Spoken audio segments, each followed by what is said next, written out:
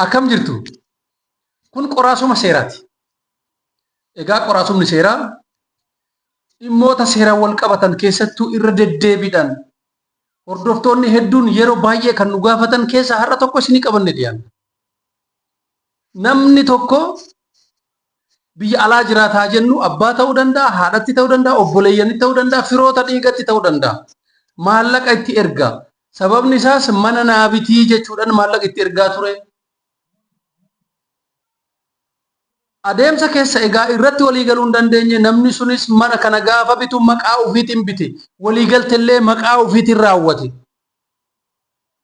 Namni sun egaa gaafa alaa galu mana naa biti jedhanii maallaqa itti ergaa ture mana kana gadi naaf haa dhiisu jedhee himannaa mana murtiitti dhiyeessa.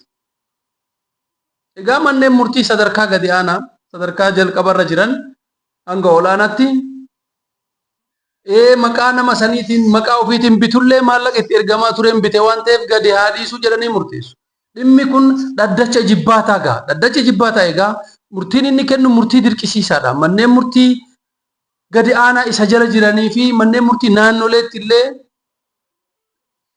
amala dirqisiisuu qaba waan ta'eef kan dirqisiisuu seera ta'ee kan itti fufu murtii mana murtii dhaddacha jibbaataa waan ta'eef amma isa kana of eeggannoon kan barbaachisu jechuudha. Maal jechuudha murteessanii?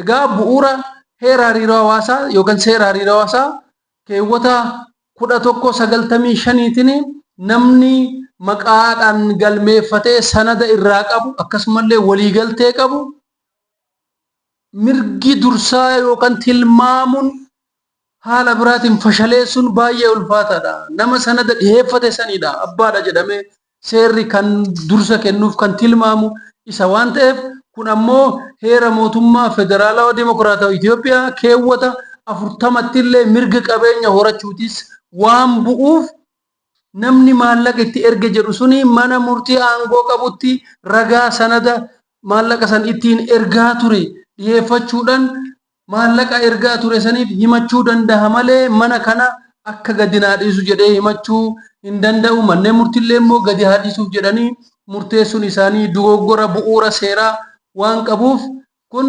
fooyya'uu qaba jechuudhaan murtiilee manneen murtii jalaatiin murtaa'aa turan hunda isaatuu diiganii qabeenya yookaan maallaqa itti erge san gaafachuu akka danda'u sanada maallaqa ittiin dabarsaa tureen ragaa dhiyeeffatee mana murtii aangoo qaburratti malee mana kana gadi naa dhiisii jedhee himachuu hin danda'u jechuudhaan murtii dirqisaa waan kennaniif egaa kana dura nan yaadadha viidiyoo tokko hojjedhullee garuu namoonni baay'een ammallee akkamitti kun ta'a jechuudhaan yaada baay'ee kaasanii kanarraa barachuun hin danda'ama jechuudha. Tokkoffaa maallaqa keenya kan erginu karaa seera qabeessaan erguu qabna.